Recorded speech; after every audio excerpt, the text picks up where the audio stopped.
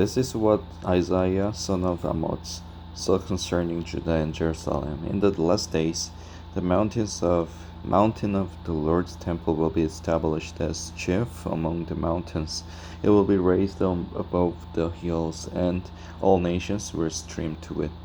Many peoples will come and say, "Come, let us go up to the mountain of the Lord, to the house of the God of Jacob. He will teach us his ways, so that we may walk in his paths. The law will go up from Zion, the word of the Lord from Jerusalem. He will judge between the nations and will settle disputes for many peoples. They will beat their swords into plowshares and their spears into pruning hooks. Nation will not take up sword against nation, nor will they train for war anymore. Come, O house of Jacob, let us walk in the light of the Lord. You have abandoned your people, the house of Jacob. They are full of superstitions from the east. They practice divination like the Philistines and clasp hands with the pagans.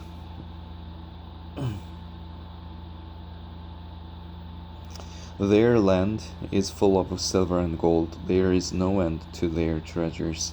Their land is full of horses. There is no end to their chariots. Their land is full of idols. They bow down to the work of their hands, to what their fingers have made. So man will be brought low, and mankind humbled. Do not forgive them. Go into the rocks, hide in the ground from the dread of the Lord and the splendor of his majesty. The eyes of the arrogant man will be humbled, and the pride of man brought low. The Lord alone will be exalted in that day. The Lord Almighty has a day in store for all the proud and lofty, for all that is exalted, and they will be humbled. For all the cedars of Lebanon, tall and lofty, and all the oaks of Bashan, for all the towering mountains and all the high hills, for every lofty tower and every fortified wall, for every trading ship and every stately vessel, the arrogance of the arrogance of man will be brought low, and the pride of man humbled. The Lord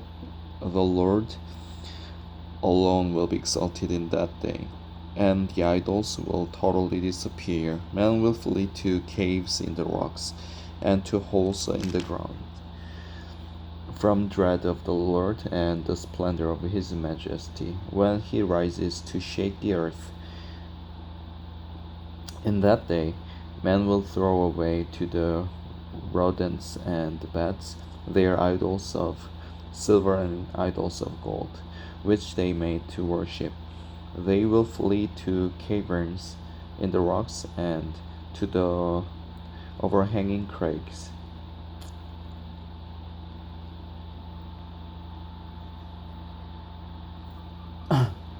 Crags from dread of the Lord and the splendor of his majesty, when he rises to shake the earth. Stop trusting in man, who has but a breath in his nostrils. Of what account is he?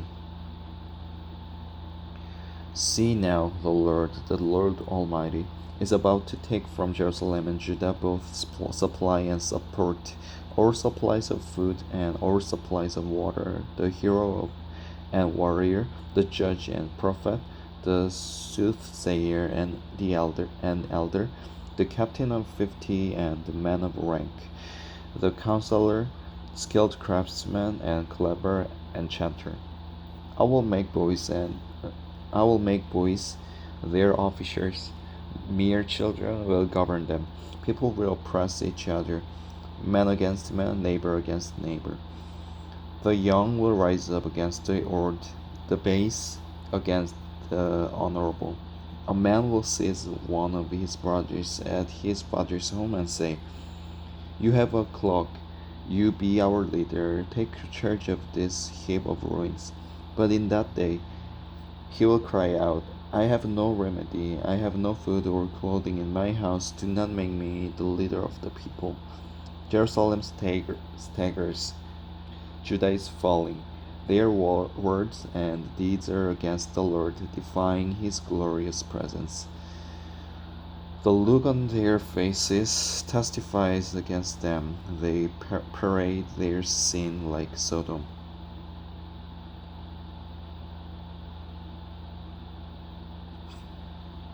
They don't they do not hide it. Woe to them. They have brought disaster upon themselves. Tell the righteous it will be well with them, for they will enjoy the fruit of their deeds. Woe to the wicked, woe to the wicked. Disaster is upon them. They will be paid back for what their hands have done. Youths oppress my people, women rule over them. O my people, your guides lead you astray. They turn you from the path. The Lord takes his place in court. He rises to judge the people. The Lord enters into judgment against the elders and leaders of his people. It is you who have ruined my vineyard. The plunder from the poor is in your houses. What do you mean by crushing my people and grinding the faces of the poor? Declares the Lord Almighty. The Lord says, the women of Zion are haughty, walking along with outstretched necks, flirting with their eyes, tripping along with mincing steps, with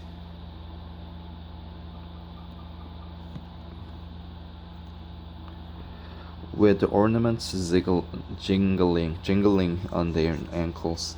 Therefore the Lord will bring sores on the heads of the women of Zion. The Lord will make their scalps bald. In that day the Lord will snatch away their finery, the bangles and the headbands and the crescent necklaces, the earrings and the bracelets and the veils, the head dresses and ankle chains and the sashes, the perfume bottles and the charms, the signet rings and the nose rings, the fine robes and the capes and cloaks, the purses and mirrors and linen garments and tiaras and shawls. Instead of fragrance there will be a stench, instead of a sash a rope, instead of a well-dressed hair baldness, instead of fine clothing sackcloth, instead of beauty branding.